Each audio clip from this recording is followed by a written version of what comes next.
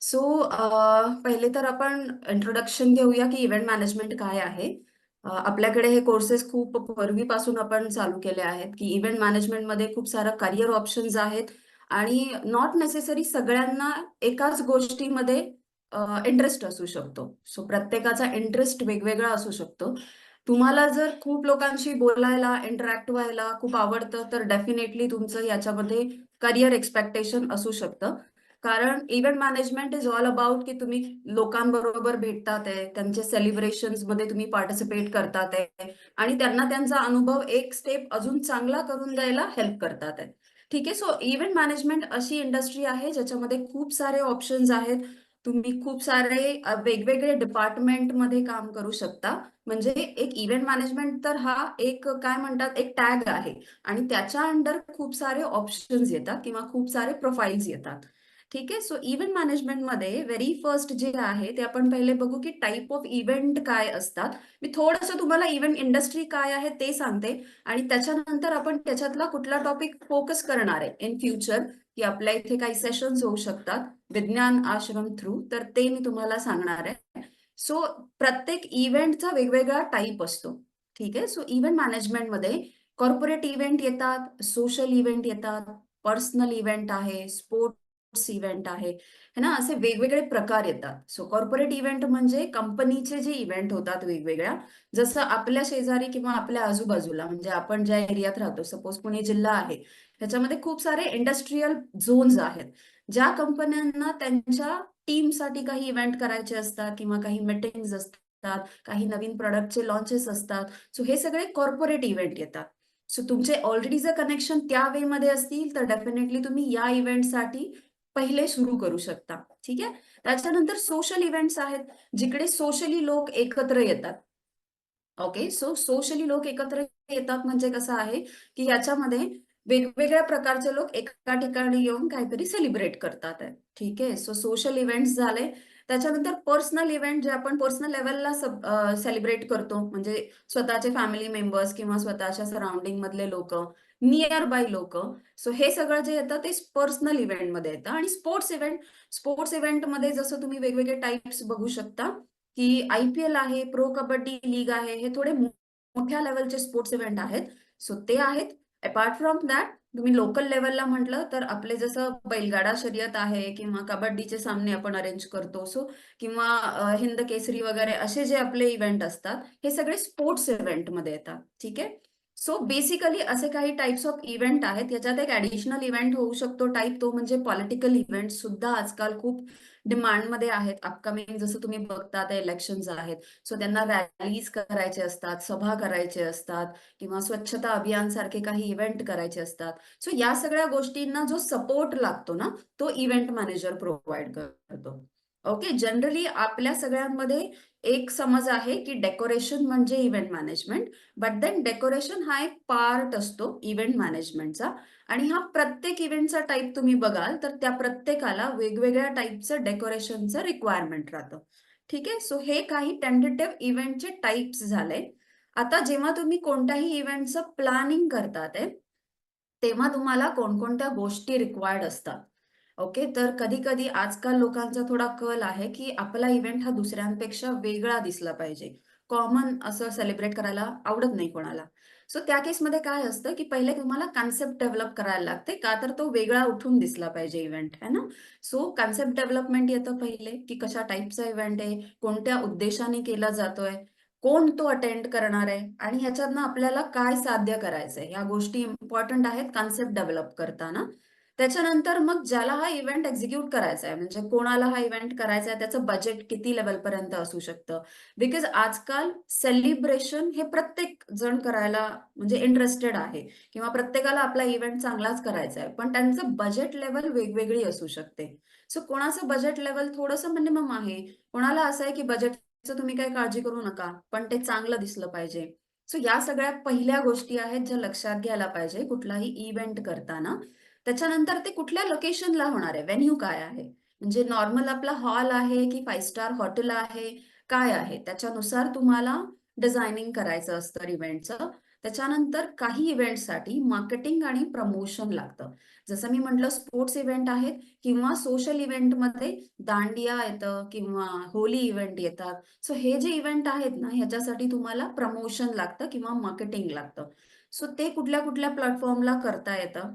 Event day ज्या दिवशी event आहे, त्या दिवशीचं वेगळं प्लॅनिंग लागतं, की जर आपला इव्हेंट सकाळी 7:00 वाजल्यापासून संध्याकाळी 10:00 वाजेपर्यंत आहे, तर त्याच्यानुसार त्या इव्हेंटमध्ये प्रत्येक तासाला कोणत्या गोष्टी होणार आहेत, ते तुम्हाला चेक करायला लागतं आणि पूर्ण इव्हेंट कंप्लीट झाल्यानंतर आपण ज्या उद्देशाने इव्हेंट केला होता, तो प्रॉपरली आपला अचीव्ह झालाय का, हे अॅनलाईज करणं पण खूप गरजेचं असतं. कारण ते जर केलं आणि त्यात जर काही मिस्टेक झालेल्या आहेत, त्या तुम्ही रिअलाईज केल्या, तर तुम्ही त्या नेक्स्ट इव्हेंटला त्याला अव्हॉइड करू शकता किंवा त्या गोष्टी तुम्ही टाळू शकता. ओके. त्याच्यानंतर व्हेन्यू किंवा लॉजिस्टिक मॅनेजमेंट हा एक प्रकार येतो, की व्हेन्यू जर त्यांनी डिसाईड केलाय आणि ते म्हणतात आहे व्हेन्यूची कॅपॅसिटी आपण एकदा जाऊन चेक करत असतो. ते किती ॲक्सेसिबल आहे ते पण आपण चेक करत असतो, की यायला-जायला लोकांना कम्फर्टेबल आहे का किंवा कसं आहे. जर ते जसं आजकाल आहे ना डेस्टिनेशन वेडिंग होतात. तर त्याच्यासाठी कुठलातरी आतमध्ये असलेला रिसॉर्ट बुक केला जातो. या केसमध्ये ना तुमचं लॉजिस्टिक लॉजिस्टिक म्हणजे काय? पिकअप ड्रॉप करणं. Okay, transportation. सो जर व्हेन्यू आतमध्ये असेल, तर तुम्हाला त्या गोष्टीचा विचार करून ते बजेट क्लायंटला सांगावं लागेल किंवा किती लोकं त्यांची येणार आहेत असं ते एक्स्पेक्ट करतात आहे. त्याच्यानुसार त्यांच्याकडे किती गोष्टी अवेलेबल आहेत व्हेन्यूमध्ये, ते अॅनलाईज करणं गरजेचं असतं आणि तुमचं जे ॲक्चुअल एक्झिक्युशन असतं, म्हणजे तुम्ही क्लायंटशी आधी काहीतरी मीटिंगमध्ये डिसाईड केलेलं असतं, की आपण असं-असं करणार आहे, हे डिझाईन्स असणार आहे, हे तुमचं डेकोरेशन टाइप असणार आहे. तर त्याच्यानुसार ते एक्झिक्यूट करायला म्हणजे प्रत्यक्षात ते बनवायला तुमच्याकडे त्या लोकेशनला ॲक्चुअली तेवढे इक्विपमेंट्स किंवा अवेलेबिलिटी आहे का? हे चेक करणं पण तेवढंच इम्पोर्टंट असतं. ठीक आहे. सो व्हेन्यू, लॉजिस्टिक ह्या गोष्टी पण इव्हेंट मॅनेजमेंटमध्ये खूप इम्पोर्टंट आहेत. मार्केटिंग एंड प्रमोशन हा खूप इम्पोर्टंट गोष्ट आहे कारण की नवरात्रीमध्ये तुम्ही बघितलं की दांडियाचे खूप सारे इव्हेंट होतात. त्या इव्हेंटमध्ये एकमेकाला न ओळखणारे लोकं येतात, राइट? सो त्या केसमध्ये तुम्हाला बऱ्याच गोष्टी अ, लक्षात घ्याव्या लागतात. जसं की टार्गेट ऑडियन्स कोण आहे? म्हणजे तुमच्या लोकेशन काय आहे? तुम्ही कोणत्या लोकेशनला करताय? त्याच्यानुसार त्याचं तिकीट साइज काय असणार आहे आणि त्याच्यानुसार कोणते लोकं येणार आहेत. ओके. सो सोशल इव्हेंटला मार्केटिंग खूप इम्पोर्टंट आहे. मार्केटिंगचे चॅनल्स असतात वेगवेगळे, की तुम्ही जसं सोशल मीडिया सगळ्यांना माहिती आहे. आपण सुद्धा आत्ता एक प्लॅटफॉर्म वापरतोय, की जो सुद्धा इफेक्टिव्हली यूज करता येऊ शकतो. सो असे काही प्लॅटफॉर्म्स असतात, जसं Insta तर सगळ्यांना माहिती आहे, Facebook माहिती आहे, Google माहिती आहे. सो तिकडे तुम्हाला काही ॲक्टिव्हिटीज करावे लागतात. देन याच्यासाठी फ्रिक्वेंटली लोकांना रिमाइंडर मेसेज वगैरे ह्या गोष्टी असतात आणि प्रमोशनल काही स्ट्रॅटेजी म्हणजे तुम्ही बॅनर्स लावतात आहे, तुम्ही होर्डिंग्ज लावतात आहे, या सगळ्या गोष्टी आहेत. पण त्या सगळ्या तुमच्या बजेटवर डिपेंड राहतात. सो इव्हेंटसाठी मार्केटिंग एंड प्रमोशन हा सगळ्यात इम्पोर्टंट गोष्ट असते. आजकाल नॉट नेसेसरी की दांडिया वगैरे या इव्हेंटसाठीच मार्केटिंग होतं. कोणाला जर आपली पर्सनॅलिटी म्हणजे सपोज तुमच्या आजूबाजूचे वेल नोन पर्सनॅलिटी आहेत, कोणी पॉलिटिशियन आहेत. सो त्यांचं काही इव्हेंट असेल, तर त्याचं सुद्धा मार्केटिंग एंड प्रमोशन होतं. म्हणजे की तुम्ही बघितलं असेल खूप सारे होर्डिंग्ज लागलेले असतात, की इथे सपोज आता जसं मी बघितलं होतं, की काही एरियामध्ये आखाड महोत्सव केला होता. सो त्याचे होर्डिंग्ज लागले होते, की ज्या पॉलिटिशियननी ते प्रमोट केलंय किंवा स्पॉन्सर केलंय. सो त्याचे होर्डिंग्ज असतात. दॅट इज अल्सो एक प्रकारचं मार्केटिंग आहे. सो मार्केटिंग तुम्हाला प्रत्येक इव्हेंटसाठी लागतं आणि त्याच्यासाठी जास्तीत जास्त लोकांपर्यंत पोहोचायला, तुमचा इव्हेंट जास्त सक्सेसफुल करायला हेल्प करतं. Okay. Then budgeting and financial मॅनेजमेंटमध्ये काय-काय गोष्टी येतात. म्हणजे इव्हेंटमध्ये जेव्हा आम्ही शिकवतो, तेव्हा आम्ही ह्या सगळ्या गोष्टी तुम्हाला शिकवतो. कारण पुढे तुम्ही कोणत्या टाइपच्या इव्हेंटमध्ये जाणार आहे हे माहीत नसतं. सो ह्या सगळ्या गोष्टींनी तुम्हाला काय म्हणतात अवेअर करणं खूप इम्पोर्टंट असतं. सो याच्यामध्ये जसं तुमचं इन्कम काय एक्स्पेक्टेड आहे तुम्हाला इव्हेंटमधनं. तिकीट्स असेल तर तिकीट साइज म्हणजे तुम्ही ₹400 तिकीट लावणार आहे, ₹1000 लावणार आहे. कारण तुमचे एक्सपेन्सेस आणि बाकी गोष्टी हटून तुम्हाला प्रॉफिट झालं पाहिजे. स्पॉन्सरशिप तुम्हाला इव्हेंटसाठी किती मिळू शकतात? जसं तुम्ही बघितलं असेल कोणत्या होली इव्हेंट्सला वगैरे तुम्ही गेले, तर आजूबाजूला किंवा इव्हन गणेश फेस्टिव्हल आता गणपती चालू आहेत. सो त्याच्यामध्ये सुद्धा कोणतं मंडळ असेल, तर त्या मंडळाच्या सपोज एंट्रन्स त्यांनी काही डेकोरेट केला असेल तर त्याच्यामध्ये सुद्धा स्पॉन्सर्सचे बॅनर्स लागलेले असतात. सो गणपती हा पण इव्हेंटच आहे आणि याच्यामध्ये पण तुम्हाला बऱ्याच गोष्टी प्रोव्हाइड करता येऊ शकतात. ओके. आता जर एखादा इव्हेंट तुम्हाला करायचा आहे, आत्ता आपण चालू करतोय आणि ह्याच्यामध्ये आपल्याकडे लगेच काही सेटअप नाहीये. म्हणजे की माझ्याकडे डेकोरेशनसाठी ना फ्लॉवर सेटअप आहे, ना मला काही बिल्टअप करायचं असेल मंडप वगैरे तर माझ्याकडे कुठलीही गोष्ट आहे. पण मला इव्हेंट करायचा आहे. तर हे पॉसिबल आहे का? सो डेफिनेटली हे पॉसिबल आहे. हा बिझनेस असा आहे, जनरली लोकांचा माइंडसेट असतो, की माझ्याकडे सगळ्या गोष्टी असायला पाहिजेत, तर मी करू शकतो. सो तसं नाहीये ह्या इव्हेंटमध्ये. या इव्हेंटमध्ये जसं इथे वेंडर फीज लिहिलेलं आहे. सो वेगवेगळे वेंडर्स असतात, की एक साउंड सिस्टमवाला आहे, एक लाईट सिस्टमवाला आहे. तर हे सगळे वेंडर्स झाले. ठीक आहे. तर ह्या वेंडर्सचे वेगवेगळे फीज असतात. सो माझ्या बजेटनुसार यांचे फीज कसे आहे किंवा वेंडर फायनलाइज कसे करायचे हे पण तुम्हाला माहीत असणं गरजेचं आहे. तुमचे टोटल एक्सपेन्सेस किती होणार आहे, म्हणजे वेंडरला किती जाणार आहे, तुमचं तिकीटिंगचं जे प्रमोशन होणार आहे त्याच्यासाठी म्हणजे सोशल मीडिया मार्केटिंग असेल किंवा इतर मार्केटिंगचे माध्यमं असतील त्याच्यात किती एक्सपेन्सेस होणार आहे, व्हेन्यूचं रेंटल किती आहे, केटरिंगसाठी किती आहे, मार्केटिंगसाठी किती किती एक्सपेन्सेस होणार आहे, स्टाफ किती लागणार आहे, इक्विपमेंट कोणते लागणार आहेत. जसं मी म्हटलं एक्झाम्पल मी आता सध्या तुम्हाला जर गणपतीचं देतीये तर गणपतीमध्ये तुम्हाला लाईट सिस्टम लागते, साऊंड सिस्टम लागते, डेकोरेशनसाठी फ्लोरल डेकोरेशन वगैरे ह्या गोष्टी लागतात, मंडप लागतात. सो हे सगळे जे एक्सपेन्सेस आहेत, ते एक्सपेन्सेस तुम्हाला पहिले विचार करायला लागतात इव्हेंट प्लॅन करायच्या आधी आणि त्याच्यानंतर मग तुम्हाला इन्कम विचार करायचा आहे, की त्याच्यामध्ये जर माझा एवढा खर्च होणार आहे, तर त्याचं तिकीट किती साईजचं पाहिजे, स्पॉन्सरशिप कसे पाहिजे, वेंडर्स कसे पाहिजे, हे सगळ्या गोष्टी आपल्याला फायनल करता येतात. ओके. सो हा एक इम्पॉर्टंट पार्ट आहे इव्हेंट मॅनेजमेंटमध्ये. नाव करियर अपॉर्च्युनिटीज जर आपण इव्हेंट मॅनेजमेंट शिकतोय, तर त्याच्यातनं आपण पुढे कोणकोणते ऑप्शन्स ऑप्ट करू शकतो. मी जसं म्हटलं प्रत्येकाचा इंटरेस्ट वेगळा असू शकतो. कुणाला डेकोरेशन आवडतं, कुणाला मॅनेजमेंट आवडतं. सो इव्हेंट कोऑर्डिनेटर जे आहे ना, ते म्हणजे प्लॅनिंग आणि एक्झिक्युशनला मदत करणारे लोकं. ठीक आहे. मी इव्हेंट तर घेतला, पण मला माहीत नाहीये, की मी हा इव्हेंट एका दिवसात कसा फिट करणार आहे. तर त्यावेळेस तुम्हाला इव्हेंट कोऑर्डिनेटर्सची जरूरत लागते. सो इव्हेंट कोऑर्डिनेटर्स जे आहेत ना, ते आता जसं आमच्याकडे जे स्टुडंट आहेत, त्यांना आम्ही जे अपॉर्च्युनिटी पहिले देतो मोठ्या इव्हेंट कंपनीज बरोबर, ते इव्हेंट कोऑर्डिनेटर म्हणूनच देतो. ओके. सो म्हणजे ते पूर्ण गोष्टींमध्ये इन्व्हॉल्व होतात, की स्टार्ट टू एंड कसं-कसं आपण एक्झिक्युशन करतो. दुसरं जे आहे इव्हेंट मार्केटिंग मॅनेजर, की ज्यांना असं वाटतंय, की मी सोशल मीडियामध्ये खूप एक्सिलंट आहे. मला माहिती आहे रीच कसा वाढवायचा, मला माहिती आहे, की फॉलोअर्स कसे वाढवायचे. सो दे आर परफेक्ट, की तुम्ही इव्हेंट मार्केटिंग मॅनेजर म्हणून कुठल्याही कंपनीला अप्रोच करू शकता किंवा स्वतःच्या इव्हेंटचं ते हँडल करू शकता. इव्हेंट बजेट मॅनेजर हे सेपरेट असतं. कारण तुम्ही जेव्हा डील करता क्लायंट बरोबर, तेव्हा तुम्ही एक बजेट त्यांना सांगता. त्याच्यापेक्षा वरती गेलं नाही पाहिजे. जर तुमचं वरती गेलं तर that is failure of your event किंवा बजेट मॅनेजमेंट. ठीक आहे. सो तेही एक ऑप्शन असतं. इव्हेंट लॉजिस्टिक मॅनेजर म्हणजे काय, की मला इकडून तिकडे गोष्टी न्यायच्या आहेत, तर त्याच्यासाठी मला एक सपोर्ट लागतो आणि बॅकएंडला सगळे हे लोकं काम करतात. तर ते सगळं झालं इव्हेंट लॉजिस्टिकमध्ये. ठीक आहे. सो हे वेगवेगळे अपॉर्च्युनिटी आहेत, जर तुम्ही सेपरेटली काही विचार करू शकता ते तर. आणि जर तुम्ही स्वतः इव्हेंट मॅनेजर स्वतःच बनायचा विचार करता ते, तर ह्या सगळ्या गोष्टी तुमच्या अंडर येतात. ज्याचा तुम्ही विचार केला पाहिजे, की हे तुम्हाला एकेका व्यक्तीला किंवा ग्रुपला द्यावं लागेल, असाइन करावं लागेल प्रॉपर इव्हेंट एक्झिक्युशनसाठी. ठीक आहे. त्याच्यामध्ये एक पार्ट येतो सेलिब्रिटी मॅनेजमेंट. आपण आत्तापर्यंत हे सगळे सेलिब्रिटीज आहेत. सचित पाटील आहे, शर्वरी जन्नेस आहे. बरेच लोकांना आपण आत्तापर्यंत सेलिब्रिटी मॅनेजमेंट केलेलं आहे. सो हा पण खूप इम्पॉर्टंट पार्ट आहे, जो तुम्ही आता दहीहंडीच्या वेळेस बघितला असेल. ठीक आहे. सो हा सुद्धा इव्हेंटचाच भाग आहे. तुमचा इव्हेंट जास्तीत जास्त लोकांपर्यंत पोहोचवण्यासाठी असणारी ही मार्केटिंग स्ट्रॅटेजी आहे. ठीक आहे. सो तुम्हाला ते पण एक ऑप्शन ओपन होतं. जसं-जसं तुम्ही आत अजून इंटरनल इव्हेंट मॅनेजमेंटमध्ये जाता, तसं-तसं तुम्हाला ह्या सगळ्या अपॉर्च्युनिटीज एक्स्ट्रा ओपन होत जातात. ठीक आहे. सो हा पण एक पार्ट आहे. सो कन्क्लुजन काय आहे ह्याच्यातलं, की तुम्ही इव्हेंट मॅनेजमेंटमध्ये खूप सारे पार्ट आहेत. त्यातला काही पार्ट आपण आत्ता सध्या फोकस करायचा विचार करतोय. बाकी तुम्हाला करायचे असतील तर इन फ्युचर अजून आपण काही सेशन्स घेऊ शकतो ज्याच्यामध्ये आपण बाकीचे पार्ट्स सुद्धा इन्व्हॉल्व करू शकतो. तर सध्या आज आय बिलीव्ह की मी जे इव्हेंटची माहिती दिली आहे ती सगळ्यांना व्यवस्थित समजली आहे की ॲटलिस्ट इव्हेंट मॅनेजमेंट काय आहे.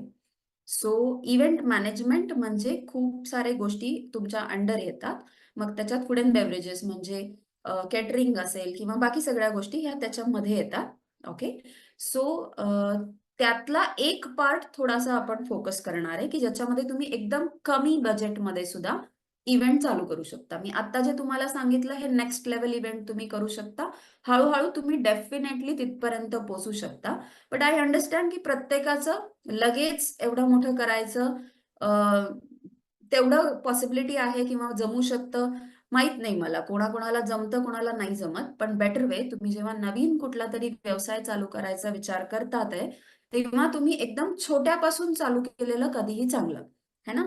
सो म्हणून आपण विचार केला की मिनिमल बजेटमध्ये आपण ह्या इव्हेंट इंडस्ट्रीमध्ये एंट्री तर कसं करू शकतो याच्याबद्दल पहिले विचार करू आणि पुढे मग तुम्ही अजून पुढे-पुढे अपग्रेड करायचं असेल तर डेफिनेटली आपण तुमच्या मदतीसाठी काही अजून सेशन्स अरेंज करू शकतो. ठीक आहे?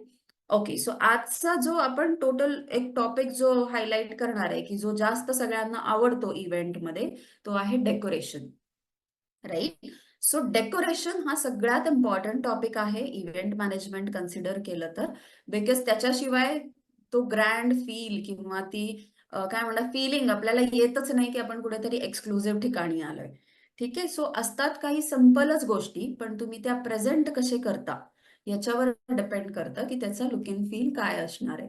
आणि तेवढ्या लोकांना मग तुमचा इव्हेंट आवडतो किंवा त्यांना त्या गोष्टी आवडतात आणि आवडलं समोरच्याला जे कोणी इव्हेंट अटेंड करतात ते त्यांना आणि त्यांनी तुम्हाला कॉम्प्लिमेंट दिलं, दॅट मीन्स इव्हेंट तुमचा सक्सेसफुल झाला. दॅट मीन्स तुम्हाला या इव्हेंटमधनं अजून क्लायंट मिळणार आहेत. ओके. सो हे इव्हेंट मॅनेजमेंटचं जनरली लॉजिक असतं, की तुम्हाला डेकोरेशन का लक्षात राहतं. कारण की त्याच्या मागे बऱ्याच गोष्टी आहेत. सायकॉलॉजी आहे किंवा लोकांचा शो ऑफ जो लोकांना आवडतो, की आपण ग्रँड गोष्टी दाखवणं. याचं तुम्ही एन्कॅशमेंट तिथे करता. सो त्यामुळे डेकोरेशन हा खूप इम्पोर्टंट पार्ट आहे. त्याच्याबद्दल एक छोटंसं प्रेझेंटेशन आहे. मी तेही तुम्हाला दाखवते. Just a minute.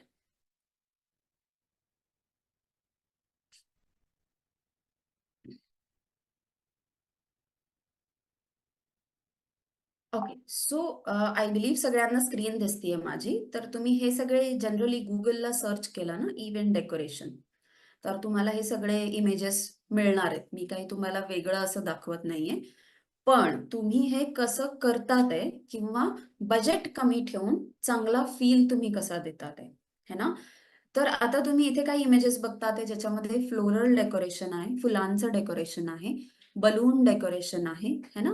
आणि काही काय म्हणतात आपण डेकोरेटिव्ह गोष्टी सुद्धा वापरल्या आहेत. ठीक आहे. मग ते सिटिंग अरेंजमेंट असेल, मंडपचं डिझाइन असेल, तर हे सगळं तुम्हाला तुम्हाला डिझाइन करायचं असतं अलोंग विथ फक्त डेकोरेशन. म्हणजे कुठे काय लागणार आहे, हे सुद्धा समजणं महत्त्वाचं असतं आणि जे क्लायंटचं बजेट आहे त्याच्यामध्ये मी काय टाइप वापरू शकते, हे सुद्धा समजणं महत्त्वाचं असतं. ठीक आहे. तर जनरली मी जेव्हा म्हणते, की तुम्ही एकदम बेसिक पासून चालू करू शकता, तेव्हा पहिली गोष्ट आपल्याला लागते ती म्हणजे बलून डेकोरेशन आहे. दुसरी गोष्ट आपल्याला लागते म्हणजे आर्टिफिशियल फ्लॉवर्सचं डेकोरेशन आहे. ठीक आहे. सो जनरली एकदम मिनिमल बजेटचे जे इव्हेंट आहेत ते ह्याच्यापासूनच चालू होतात. ओके. सो याच्यामध्ये काय-काय येतं? सपोज मी फ्लोरल किंवा फुलांचे डेकोरेशन म्हणतीये, तर त्याच्यामध्ये काय गोष्टी येतात? ओके. सो याच्यात तुम्हाला काही गोष्टी लिहिलेल्या आहेत. सेंटर पीसेस आहे, बुके आहे, फ्लोरल बॅकड्रॉप्स आहे आणि फ्लोरल एसेन्स आहेत. ओके. सो हे म्हणजे काय? आता ह्याच्यात जेव्हा फ्लोरल डेकोरेशन येतं, तेव्हा क्लायंटच्या बजेटवर तुमचं डिपेंड राहतं, की आपण हे अ, काय म्हणतात, की रिअल फ्लॉवर्स वापरणार आहे, की आर्टिफिशियल फ्लॉवर्स वापरणार आहे. ठीक आहे. सो त्याच्यानुसार त्याला बनवायची त्याला जे बॅकग्राऊंड लागतं किंवा ज्याच्यावर आपण ते स्टिक करणार आहे किंवा चिटकवणार आहे, तर ते गोष्टी ज्या आहेत, ते वेगवेगळे आहेत आर्टिफिशियल फ्लॉवरला आणि रिअल फ्लॉवरला, है ना? बुके तर सगळ्यांनी बघितले असतील.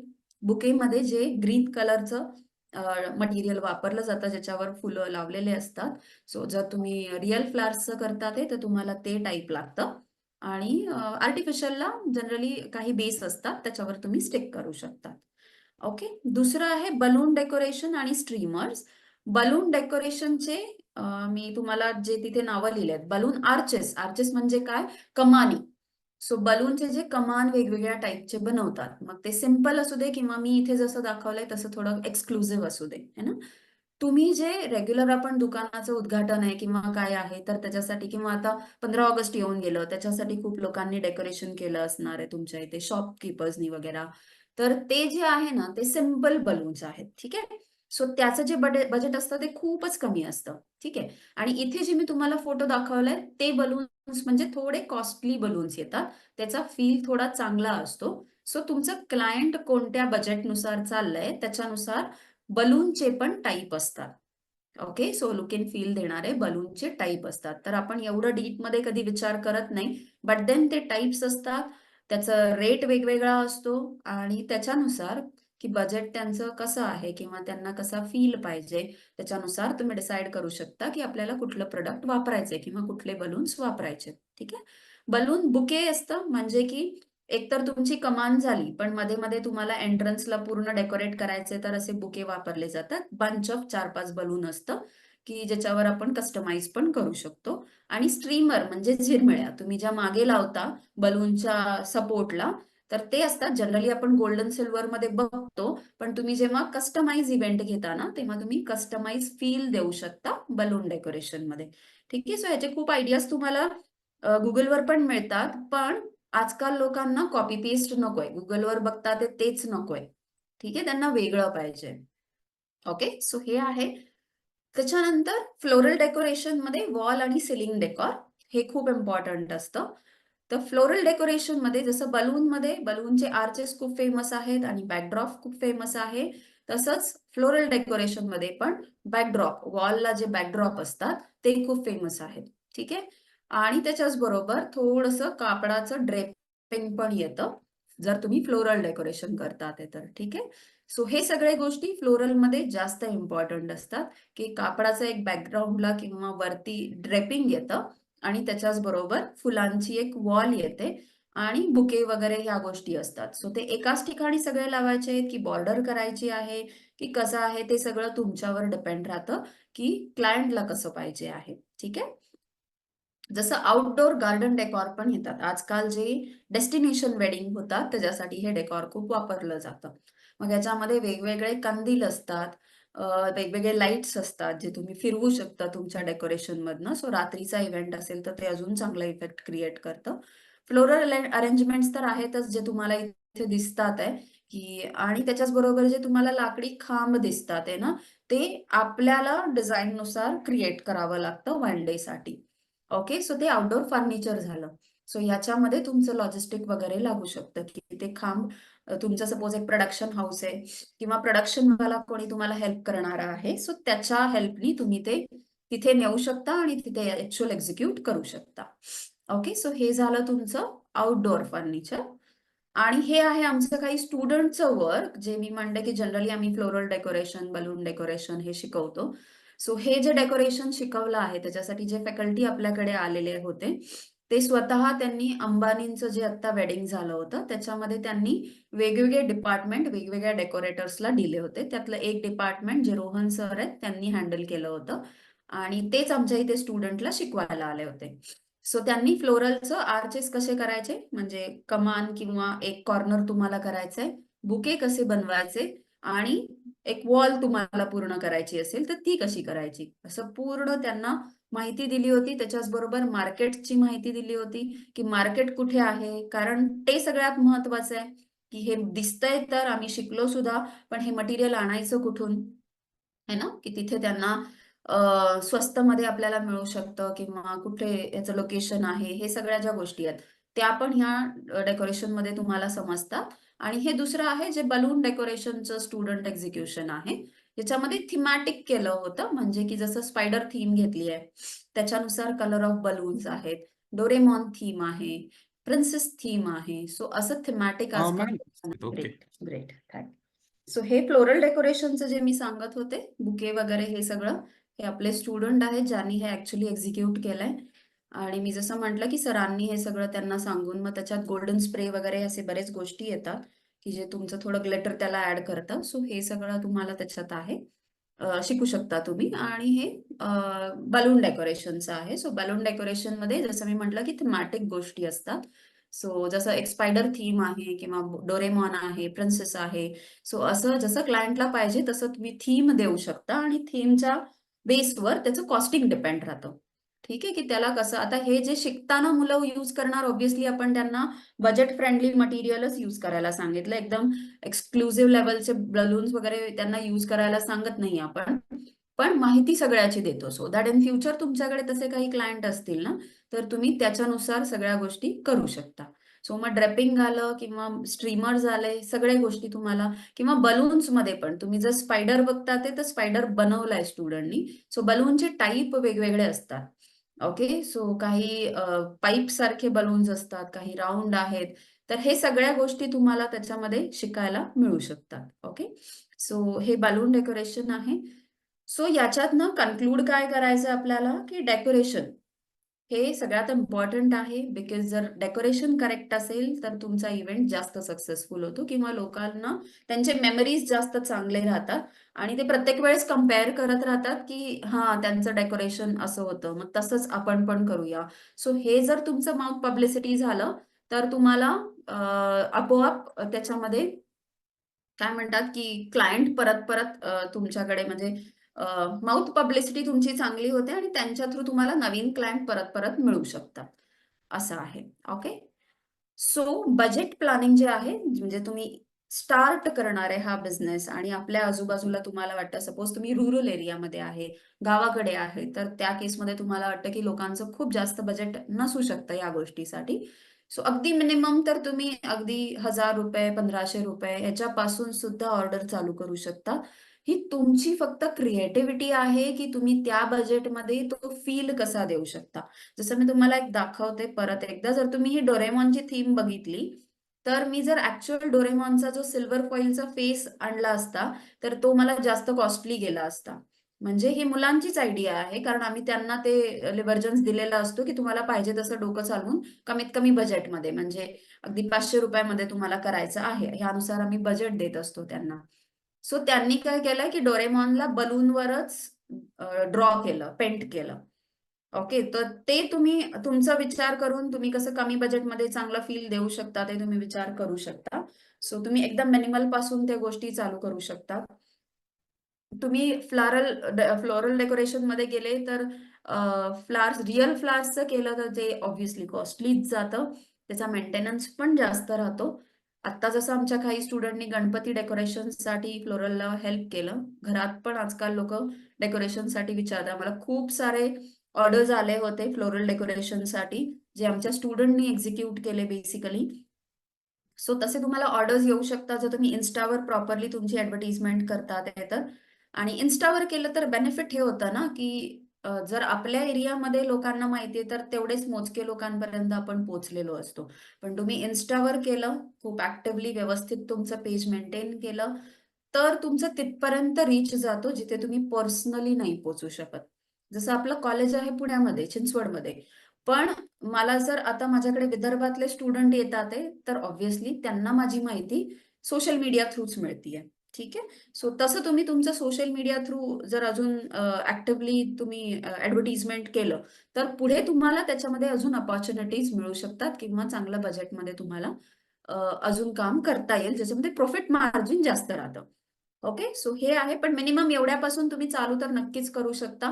कारण ह्याच्यात काय म्हणतात जर तुमची इव्हेंट मॅनेजमेंटमध्येच नॉट नेसेसरी फक्त डेकोरेशन, इव्हेंट मॅनेजमेंटमध्येच तुमच्या वस्तूची किंमत ₹1 असते, पण तुम्ही ती ₹10 आरामात विकू शकता. ही फॅक्ट आहे. पण तुम्ही ती कशी विकता हे जास्त इम्पॉर्टंट आहे. म्हणजे असं नाही म्हणत आहे मी, की लोकांना आपण एक्स्ट्रा कॉस्टली विकतोय. पण तुम्ही ती गोष्ट लूक ॲन्ड फील कसा क्रिएट करता ते. जसं एक फुलच आहे, पण ते फुल मी बुकेमध्ये कशाप्रकारे लावतीये, का मी सिंगल कुठेतरी चिटकवतीये, का मी त्याचं कंबाइनली काही छान डेकोरेशन बनवतीये, याच्यावर त्या फुलाची किंमत डिपेंड करते. ते सिंगल असेल तर ते तुम्हाला सपोज 10 रुपयाला मिळणार आहे, पण तेच जर बुकेमध्ये गेलं तर बुके तुम्हाला कमीत कमी 400-500 रुपयाला तर लागतो. का? कारण ते अरेंजमेंट, त्याचे डेकोरेशन, त्याला एक्स्ट्रा काहीतरी लावलेलं असतं. या सगळ्याची कॉस्ट वाढत जाते, पण ती तेवढी नाही वाढत. बट स्टील त्याच्याने जो फील क्रिएट होतो. So event is all about the feel. तुम्ही फील कसं करवताय तुमच्या क्लायंटला, त्याच्यावर त्याची प्राइस डिपेंड असते. ओके, सो हा सगळ्यात इम्पॉर्टंट ऍस्पेक्ट आहे की तुम्ही बलून तर तेच वापरणार आहे, तुम्ही काम तर तेच करणार आहे, पण तुम्ही त्याचा फील कसा क्रिएट करता ते, त्याला ग्रँड कसं दाखवता ते, हे सगळ्यात जास्त इम्पॉर्टंट असतं. आणि तेच तुम्हाला इकडे शिकवलं जातं की कमीत कमी बजेटमध्ये जास्त चांगला फील कसा द्यायचा, सो दॅट त्या फीलचे पैसे देतात लोक आपल्याला. ओके, नाही तर तुम्ही बलून एकदम चांगल्या क्वालिटीचे वापरले, तिकडे इन्व्हेस्टमेंट खूप चांगलं केलं, पण डेकॉरच तुम्ही चांगलं म्हणजे त्याची अरेंजमेंटच चांगली नाही केली, तर मग तुम्हाला ते जास्त पैसे नाही देणार, है ना? सो तुम्हाला ते पहिलं शिकायला लागतं की तुम्ही जास्तीत जास्त अट्रॅक्टिव्ह पद्धतीने ते कसं वापरू शकणार, की ज्याच्यामुळे तुमचं बजेट प्लॅनिंग प्रॉपर होईल. Okay, so thank so much everyone. I guess माझ्याकडनं तर सगळी माहिती दिली गेलेली आहे. तुम्हाला अजून काही क्वेरीज असतील, काही प्रश्न विचारायचे असतील, तर येस विचारू मॅम. शकता. Yes sir. आपण प्रश्न उत्तर पण घेत असतो. So yes sir. First of all thanks ma'am, की खूप छान पद्धतीत कमीत कमी वेळात तुम्ही इव्हेंट मॅनेजमेंट आणि डेकोरेशन ह्या दोन्ही विषयाची सुंदर अशी आम्हाला माहिती दिली. आणि यानंतर ना आपण काही क्वेरीज असतील तर घेऊया. योगेश सर. जर तत्पूर्वी मला काही गोष्टी सांगायच्या ऍक्च्युली म्हणजे टीटीच्या माध्यमातून विज्ञानाच्या माध्यमातून आपल्याला एक चांगली संधी मिळालेली आहे की आपण पुढच्या मंथमध्ये 5-6 ऑक्टोबरला पुण्यात हे 2 दिवसीय ट्रेनिंग घेतो आहे. म्हणजे तुम्हाला मॅडमने आता सांगितलं की ही इंडस्ट्री किती मोठी आहे आणि किती महत्वाची इंडस्ट्री आहे, पण हे सगळं तुम्हाला स्वतः प्रॅक्टिकल केल्याशिवाय, त्या गोष्टी शिकल्याशिवाय तुम्हाला कळणार नाही. त्याच्यामुळे आपण कमीत कमी बजेटमध्ये या व्यवसायात उतरू शकतो. साधारणतः फ्लावर डेकोरेशन असेल, बलून डेकोरेशन असेल, पण हे तुम्हाला स्वतः काय क्रिएटिव्हिटी करून वापरायचं आहे आणि त्याचं कॉस्टिंग कसं आहे, बजेटिंग कसं आहे, यासाठी आपण एक ट्रेनिंग घेतो आहे. साधारणतः 2 दिवसाचं ते ट्रेनिंग असेल, शनिवार आणि रविवारला, 5-6 ऑक्टोबर. तर आणखी काही कोणाचे प्रश्न असतील तर तुम्ही विचारू शकता.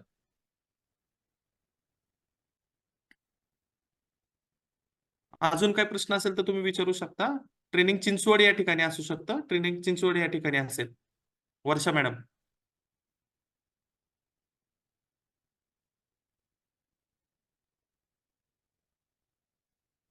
आणि ट्रेनिंग डिटेल तुम्हाला ग्रुपवरती पण शेअर होतील. आपला जो वेबिनारचा जो ग्रुप आहे त्याच्यामध्ये पण ट्रेनिंग डिटेल्स तुम्हाला येतील. तसंच तुम्हाला नंबर पण आता आपल्या चॅट बॉक्समध्ये आहे. उद्योजकता विकास केंद्राचा नंबर तुम्हाला या ठिकाणी भेटतोय. तुम्ही कॉल करून सुद्धा विचारू शकता.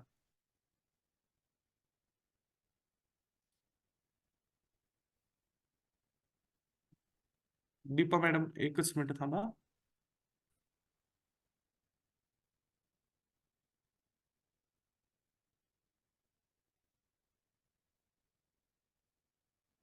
ऍक्च्युली हा ट्रेनिंगची फी सरांनी सांगितलंय की 3,000 रुपये हे ट्रेनिंगची फी असेल. परंतु ही फी फक्त ह्या 2 दिवसाच्या ट्रेनिंगची नाहीये.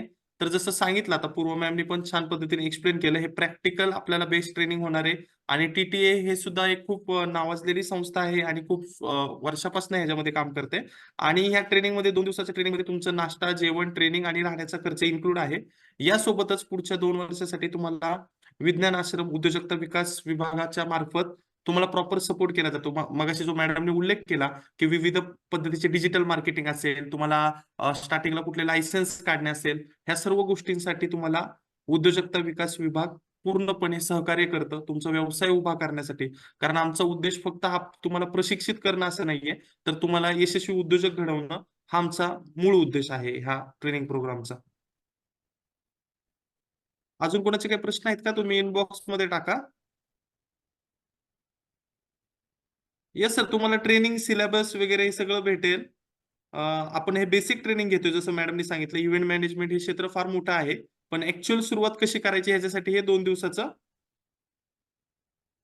तुम्हाला हे ट्रेनिंग राहील.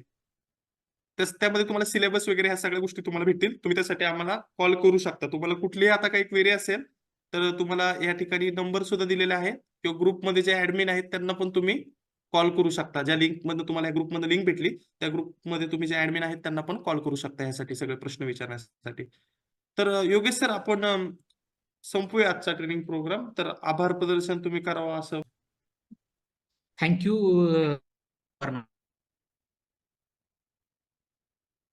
कमी वेळात आपल्याला कमी पॉईंट कसा करतो ह्या गोष्टी सगळ्यांना सांगितल्या आहेत. म्हणजे प्रत्येक आपण ट्रेन मध्ये भेटूयात. अशा ज्या गेस्ट स्पीकर होत्या आपल्या पूर्वा पवार, मी त्यांचे आभार मानतो उद्योजकता विकास केंद्र विज्ञान आश्रम तर्फे. आणि साधारण मला आयोजित करताना कॉल, तर निश्चितच आपण 5 आणि 6 मानतो हा वेबिनार आता संपला असं सांग. आणि या जे मध्ये नंबर टाकले त्याची कॉन्टॅक्ट करू शकता. येस, तर हा या ठिकाणी वेबिनार संपला आहे असं जाहीर Thank you. करतो. परत एकदा पूर्वा पवार मॅडम आपले खूप खूप मनपूर्वक धन्यवाद. थँक्यू सो सर्वांचे मच सर. पार्टिसिपेंट ज्यांनी पार्टिसिपेंट केलं आणि एवढा वेळ आमच्या बरोबर थांबले त्यांचे देखील सर्व पार्टिसिपेंटचे आम्ही खूप खूप आभार व्यक्त करतो उद्योजकता विकासाचे. Yes thank you so much sir. तुमचे पण खूप आभार येस की तुम्ही मला ह्याचं पार्ट व्हायची संधी दिली आणि जे लोकांना मी आतापर्यंत ज्यांच्यापर्यंत पोहोचू शकत नव्हते तुमच्या थ्रू मला त्यांना ऍटलिस्ट माहिती देता आली. सो त्याबद्दल thank you so much. Thank you. Yes yes yes thank you madam.